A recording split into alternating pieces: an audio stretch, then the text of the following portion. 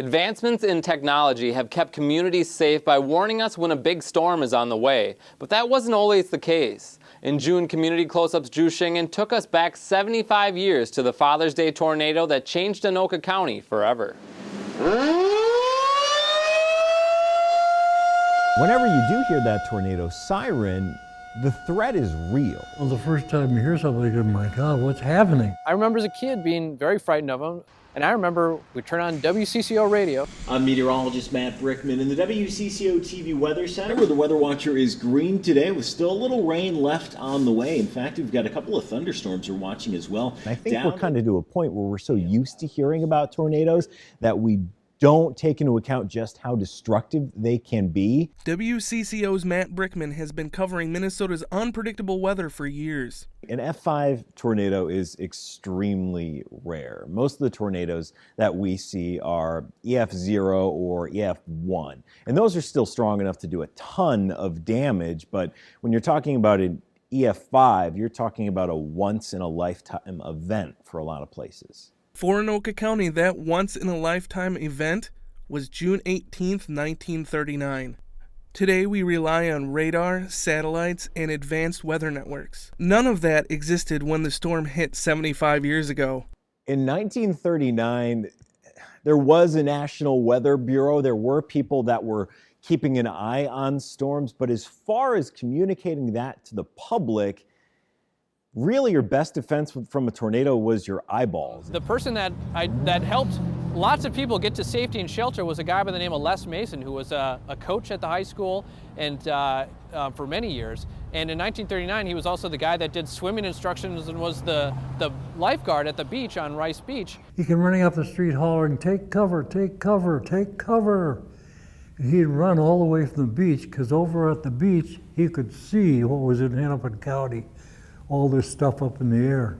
Tom Ward, now 90, lived through the deadly storm. It was quite an experience for a 15-year-old kid.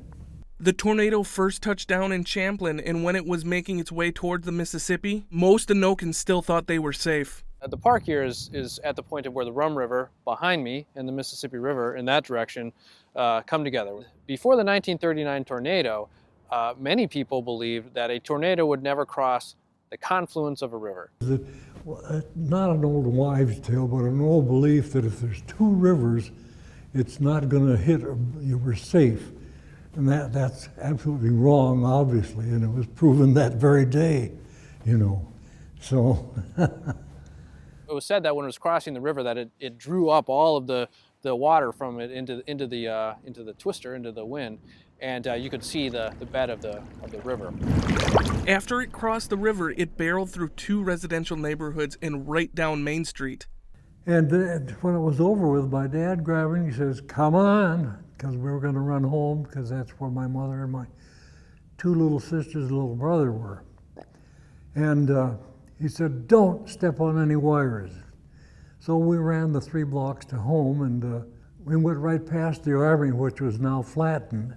His family was safe, but the damage was devastating. When it hit the Army, it went up in the air and then came back down again up by the railroad tracks, where several people were killed.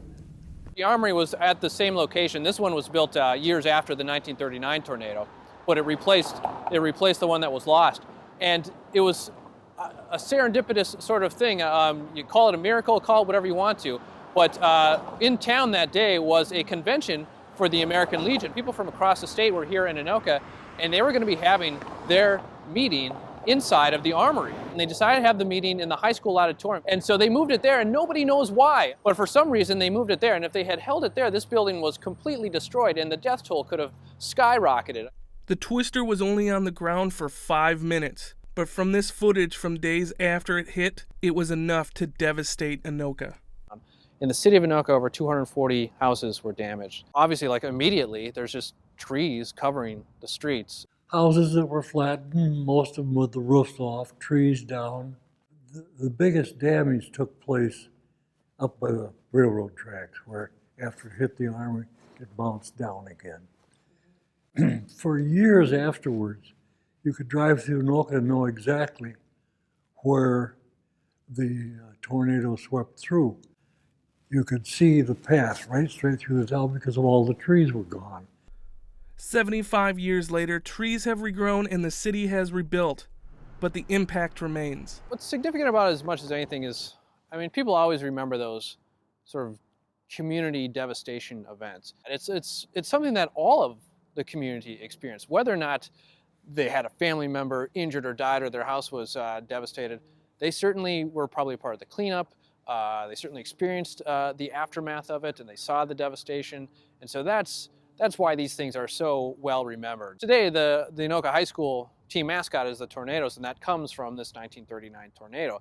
They didn't take the name immediately afterwards, but it wasn't very long after that they took the name, and it's stuck ever since. So I think that's probably another reason why people remember it so much. I mean, it's right there on the water tower, home of the Tornadoes. I don't want to say we're safer now than we were then, but we have the opportunity to be much more prepared for storms now than they did even 20, 25 years ago, let alone 1939. That's a very good system that we've got because so many people all the time are watching television. Because I have never lived through a tornado, but it's to my detriment that when I hear the tornadoes, that I'm a little bit sort of like annoyed at the inconvenience of it. I think a lot of people have heard them now and you hear them being tested, you kind of don't think anything of it. But when you see the destruction that these tornadoes are capable of, it's something that you need to be fearful of and you need to take seriously because they can do a lot of damage very, very quickly. For Community Close-Up, I'm Drew Shingen.